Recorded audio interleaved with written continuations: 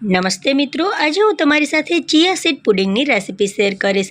ખૂબ જ સરળ છે રેસીપી, અને જો તમે વેઇટ લોસ કરતા હોય ને તો સવારમાં તમે આ નાસ્તો ખૂબ જ ઝડપથી બનાવી અને તૈયાર કરી શકો છો। તો ચાલો રેસીપી શરૂ કરીએ। તો બાઉલમાં મેં 1 ગ્લાસ જેટલું દૂધ નાખ્યું છે। તમે જે પણ દૂધ પીતા હોય તે દૂધનો તમારે ઉપયોગ કરવાનો।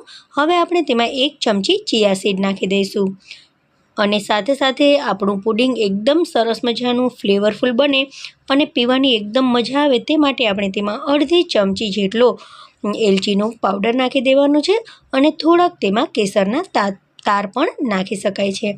તમે જો કેસરના તાર ન નાખવા માંગતા હોય ને તો તેને સ્કીપ કરી દેવાનું। હવે આ બધી વસ્તુઓને આપણે સરસ રીતે મિક્સ કરી લઈએ। હવે મીઠાશ માટે આપણે અહીંયા ગોળના પાવડરનો ઉપયોગ કરીશું।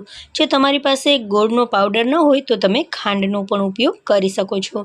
તો અહીંયા 1 ચમચી જેટલો મેં ગોળનો પાવડર યુઝ કર્યો છે। હવે આ બધી વસ્તુઓને ફરીથી મિક્સ કરી દઈશું। હવે આ દૂધને આપણે 1 થી 2 કલાક માટે ફ્રીજમાં ઠંડુ થવા માટે રાખી દઈશું।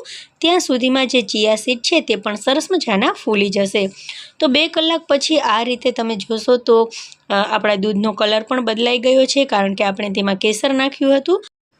ચિયા સીડ પણ સરસ મજાના એકદમ ફૂલી ગયા છે। તો અહીંયા આપણું દૂધ એકદમ ઠંડુ અને એકદમ ઘાટું બની અને તૈયાર થઈ ગયું છે। તો સર્વ કરવા માટે તેને આપણે એક ગ્લાસમાં આ રીતે કાઢી લઈએ। હવે તેના ઉપર થોડાક આ રીતે કેળાના કટકા રાખી દઈએ। એકદમ સરસ મજાનું આપણું આ પુડિંગ બનશે અને તે એકદમ ટેસ્ટી પણ બનશે। હવે થોડાક કેસરના તાર પણ તેની ઉપર રાખી દઈએ, જેથી પુડિંગ દેખાવમાં સારું લાગે। થોડુંક તેના ઉપર મધ પણ આ રીતે સ્પ્રિંકલ કરી દઈએ।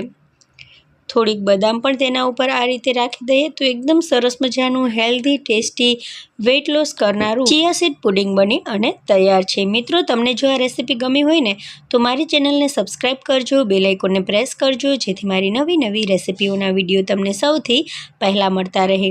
Thank you for watching. મળીએ નવી રેસીપી સાથે, ત્યાં સુધી બાય, ટેક કેર, જય હિન્દ।